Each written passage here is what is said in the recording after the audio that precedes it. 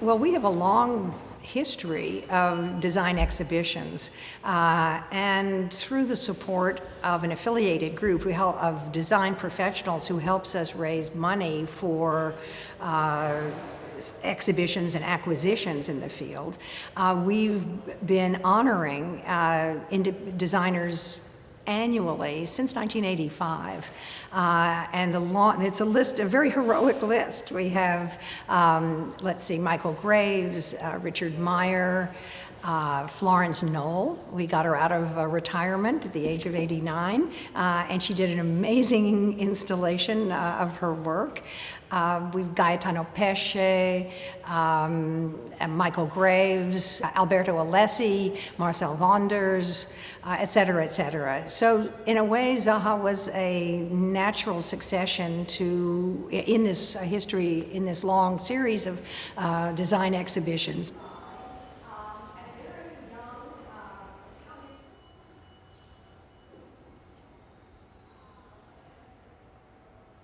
Like her predecessors in this design series, we wanted to focus on her furniture and objects, because that's what we collect. We don't collect buildings. But at the same time, she is obviously an architect and would build a context for her furniture and objects. And so we knew from the beginning that, and she wanted to, design the space as well as site the objects in it, as if they were part of an architectural plan. And she and her office worked with us. They would send plans. We negotiated the exhibition list. Things changed. This is form in motion, and it was exhibition in motion for a while. We wanted to show her latest works, her newest pieces, and in fact we've got two debuts here in America. Her Z chair and her Zephyre sofa are making their debut appearance here.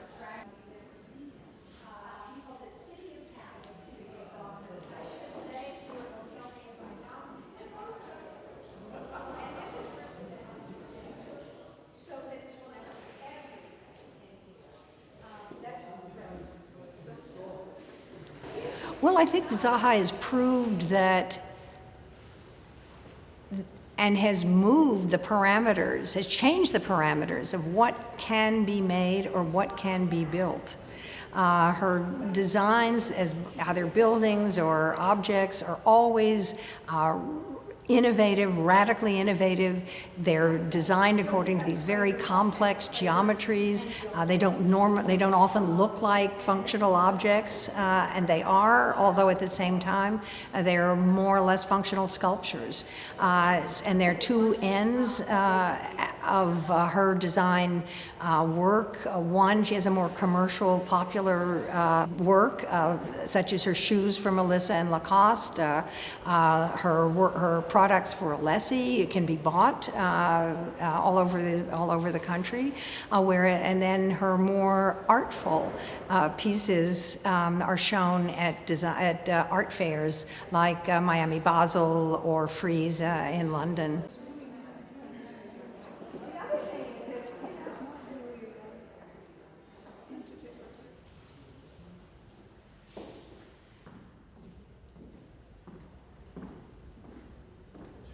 Well, there has been a significant change in her language in the 80s, and really up until the 80s and 90s. Her works were much more angular and sharp and fragmented, and related more directly to suprematist forms and ideas which have influenced her and still continue to influence her till this day. But around 2000, she began, and I think it also has to do with advances in computer technology, these very angular, sharp, planar shapes began to become more curvilinear, more volumetric. And now you hear words like continuous, moving, seamless design, as opposed to the sharp, crystalline, fragmented forms that she began with.